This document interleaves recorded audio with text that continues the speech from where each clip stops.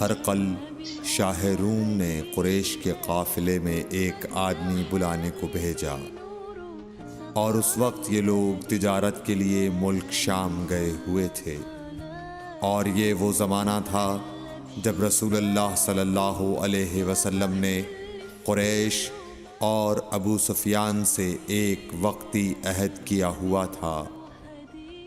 جب ابو سفیان اور دوسرے لوگ ہرقل کے پاس ایلیا پہنچے جہاں ہرقل نے دربار طلب کیا تھا، اس کے گرد روم کے بڑے بڑے لوگ، علماء، وزراء و امراء بیٹھے ہوئے تھے۔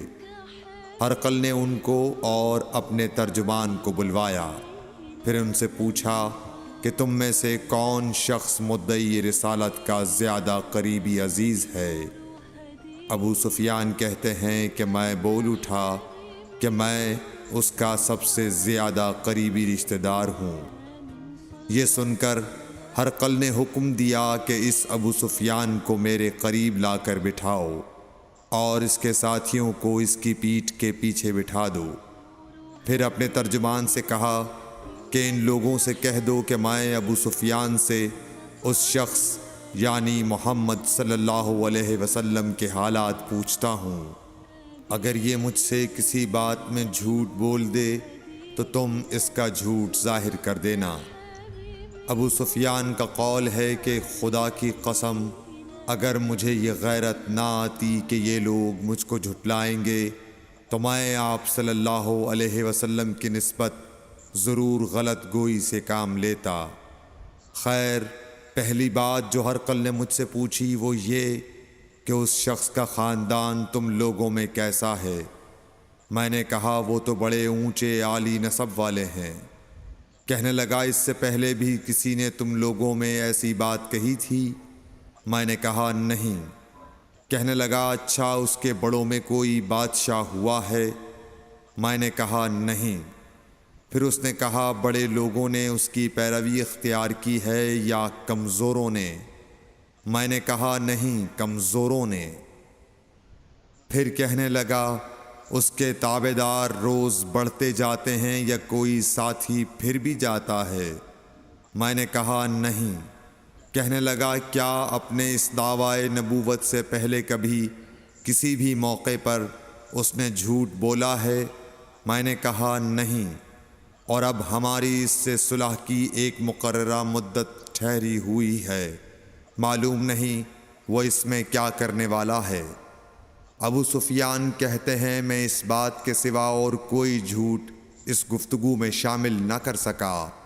ہرقل نے کہا کیا تمہاری اس سے کبھی لڑائی بھی ہوئی ہے؟ ہم نے کہا کہ ہاں۔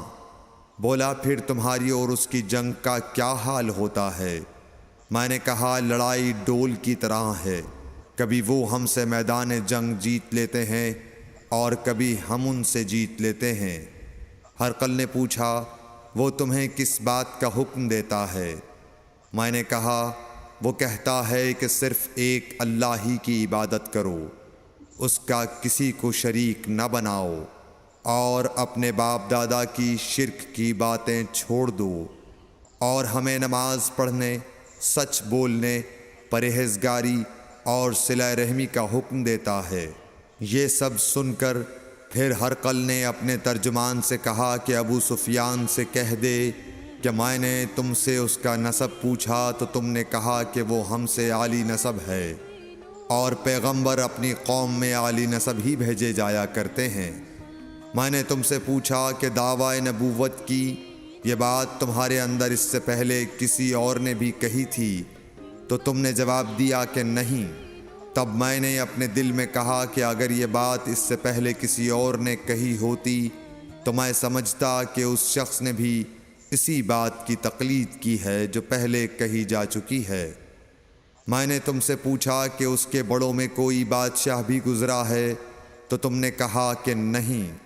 تو میں نے دل میں کہا کہ ان کے بزرگوں میں سے کوئی بادشاہ ہوا ہوگا تو کہہ دوں گا کہ وہ شخص اس بہانے اپنے آباء و اجداد کی بادشاہت اور ان کا ملک دوبارہ حاصل کرنا چاہتا ہے۔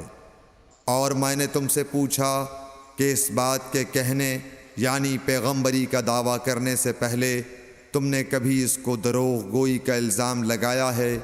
تم نے کہا کہ نہیں۔ تو میں نے سمجھ لیا کہ جو شخص آدمیوں کے ساتھ دروغ گوئی سے بچے وہ اللہ کے بارے میں کیسے جھوٹی بات کہہ سکتا ہے۔ اور میں نے تم سے پوچھا کہ بڑے لوگ اس کے پیرو ہوتے ہیں یا کمزور آدمی؟ تم نے کہا کمزوروں نے اس کی اتباع کی ہے۔ تو دراصل یہی لوگ پیغمبروں کے متبعین ہوتے ہیں۔ اور میں نے تم سے پوچھا کہ اس کے ساتھی بڑھ رہے ہیں یا کم ہو رہے ہیں؟ تم نے کہا کہ وہ بڑھ رہے ہیں، اور ایمان کی کیفیت یہی ہوتی ہے حتیٰ کہ وہ کامل ہو جاتا ہے۔ اور میں نے تم سے پوچھا کہ آیا کوئی شخص اس کے دین سے ناخوش ہو کر مرتد بھی ہو جاتا ہے؟ تم نے کہا نہیں۔ تو ایمان کی خاصیت بھی یہی ہے، جن کے دلوں میں اس کی مسرت رچ بس جائے وہ اس سے لوٹا نہیں کرتے۔ اور میں نے تم سے پوچھا کہ آیا وہ کبھی عہد شکنی کرتے ہیں؟ تم نے کہا نہیں۔ پیغمبروں کا یہی حال ہوتا ہے، وہ عہد کی خلاف ورزی نہیں کرتے۔ اور میں نے تم سے کہا کہ وہ تم سے کس چیز کے لیے کہتے ہیں؟ تم نے کہا کہ وہ ہمیں حکم دیتے ہیں کہ اللہ کی عبادت کرو، اس کے ساتھ کسی کو شریک نہ ٹھہراؤ، اور تمہیں بتوں کی پرستش سے روکتے ہیں، سچ بولنے اور پرہیزگاری کا حکم دیتے ہیں۔ لہٰذا اگر یہ باتیں جو تم کہہ رہے ہو سچ ہیں تو ان قریب وہ اس جگہ کا مالک ہو جائے گا کہ جہاں میرے یہ دونوں پاؤں ہیں۔ مجھے معلوم تھا کہ وہ پیغمبر آنے والا ہے، مگر مجھے یہ معلوم نہیں تھا کہ وہ تمہارے اندر ہوگا۔ اگر میں جانتا کہ اس تک پہنچ سکوں گا تو اس سے ملنے کے لیے ہر تکلیف گوارا کرتا۔ اگر میں اس کے پاس ہوتا تو اس کے پاؤں دھوتا۔ ہرقل نے رسول اللہ صلی اللہ علیہ وسلم کا وہ خط منگایا جو آپ نے وحیہ کلبی رضی اللہ تعالیٰ عنہ کے ذریعے حاکم بصرہ کے پاس بھیجا تھا، اور اس نے وہ ہرقل کے پاس بھیج دیا تھا۔ پھر اس کو پڑھا تو اس میں لکھا تھا، اللہ کے نام کے ساتھ جو نہایت مہربان اور رحم والا ہے۔ اللہ کے بندے اور اس کے پیغمبر محمد صلی اللہ علیہ وسلم کی طرف سے یہ خط ہے شاہ روم کے لیے۔ اس شخص پر سلام ہو جو ہدایت کی پیروی کرے۔ اس کے بعد میں آپ کے سامنے دعوت اسلام پیش کرتا ہوں۔ اگر آپ اسلام لے آئیں گے تو دین و دنیا میں سلامتی نصیب ہوگی، اللہ آپ کو دوہرا ثواب دے گا۔ اور اگر آپ میری دعوت سے روگردانی کریں گے تو آپ کی رعایا کا گناہ بھی آپ ہی پر ہوگا۔ اور اے اہل کتاب، ایک ایسی بات پر آ جاؤ جو ہمارے اور تمہارے درمیان یکساں ہے، وہ یہ کہ ہم اللہ کے سوا کسی کی عبادت نہ کریں اور کسی کو اس کا شریک نہ ٹھہرائیں، اور نہ ہم میں سے کوئی کسی کو خدا کے سوا اپنا رب بنائے۔ پھر اگر وہ اہل کتاب اس کتاب سے منہ پھیر لیں تو مسلمانوں، تم ان سے کہہ دو کہ تم مانو یا نہ مانو، ہم ایک خدا کے اطاعت گزار ہیں۔ ابو سفیان کہتے ہیں، جب ہرقل نے جو کچھ کہنا تھا کہہ دیا اور خط پڑھ کر فارغ ہوا تو اس کے ارد گرد بہت شور و غوغا ہوا، بہت سی آوازیں اٹھیں اور ہمیں باہر نکال دیا گیا۔ تب میں نے اپنے ساتھیوں سے کہا کہ ابو کبشہ کے بیٹے حضرت صلی اللہ علیہ وسلم کا معاملہ تو بہت بڑھ گیا۔ دیکھو تو اس سے بنی اصفر روم کا بادشاہ بھی ڈرتا ہے۔ مجھے اس وقت سے اس بات کا یقین ہو گیا کہ حضور صلی اللہ علیہ وسلم ان قریب غالب ہو کر رہیں گے، حتیٰ کہ اللہ نے مجھے مسلمان کر دیا۔ راوی کا بیان ہے کہ ابن ناطور ایلیا کا حاکم ہرقل کا مصاحب اور شام کے نصارہ کا لاٹ پادری بیان کرتا تھا کہ ہرقل جب ایلیا آیا ایک دن صبح کو پریشان اٹھا تو اس کے درباریوں نے دریافت کیا کہ آج ہم آپ کی حالت بدلی ہوئی پاتے ہیں، کیا وجہ ہے؟ ابن ناطور کا بیان ہے کہ ہرقل نجومی تھا، علم نجوم میں وہ پوری مہارت رکھتا تھا، اس نے اپنے ہمنشینوں کو بتایا کہ میں نے آج رات ستاروں پر نظر ڈالی تو دیکھا کہ ختنہ کرنے والوں کا بادشاہ ہمارے ملک پر غالب آ گیا ہے۔ بھلا اس زمانے میں کون لوگ ختنہ کرتے ہیں؟ انہوں نے کہا کہ یہود کے سوا کوئی ختنہ نہیں کرتا، سو ان کی وجہ سے پریشان نہ ہوں۔ سلطنت کے تمام شہروں میں یہ حکم لکھ بھیجیے کہ وہاں جتنے یہودی ہوں سب قتل کر دیے جائیں۔ وہ لوگ انہی باتوں میں مشغول تھے کہ ہرقل کے پاس ایک آدمی لایا گیا جسے شاہ غسان نے بھیجا تھا۔ اس نے رسول اللہ صلی اللہ علیہ وسلم کے حالات بیان کیے۔ جب ہرقل نے سارے حالات سن لیے تو کہا کہ جا کر دیکھو وہ ختنہ کیے ہوئے ہے یا نہیں۔ انہوں نے اسے دیکھا تو بتلایا کہ وہ ختنہ کیا ہوا ہے۔ ہرقل نے جب اس شخص سے عرب کے بارے میں پوچھا تو اس نے بتلایا کہ وہ ختنہ کرتے ہیں۔ تب ہرقل نے کہا کہ یہی محمد صلی اللہ علیہ وسلم اس امت کے بادشاہ ہیں جو پیدا ہو چکے ہیں۔ پھر اس نے اپنے ایک دوست کو رومیہ خط لکھا اور وہ بھی علم نجوم میں ہرقل کی طرح ماہر تھا۔ پھر وہاں سے ہرقل حمص چلا گیا۔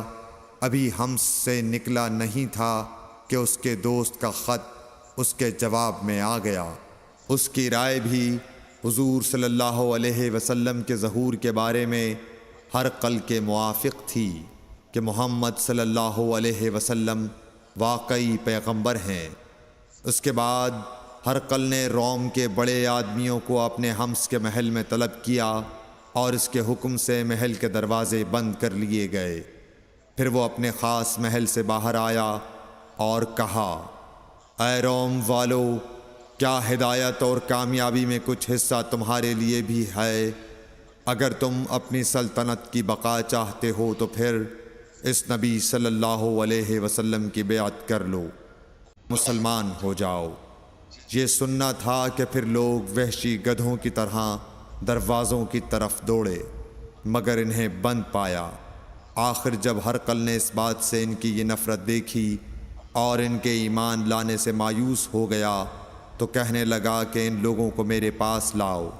جب وہ دوبارہ آئے تو اس نے کہا، میں نے جو بات کہی تھی اس سے تمہاری دینی پختگی کی آزمائش مقصود تھی، سو وہ میں نے دیکھ لی۔ تب یہ بات سن کر وہ سب کے سب اس کے سامنے سجدے میں گر پڑے اور اس سے خوش ہو گئے۔ بالآخر ہرقل کی آخری حالت یہی رہی۔ صحیح بخاری حدیث نمبر 7۔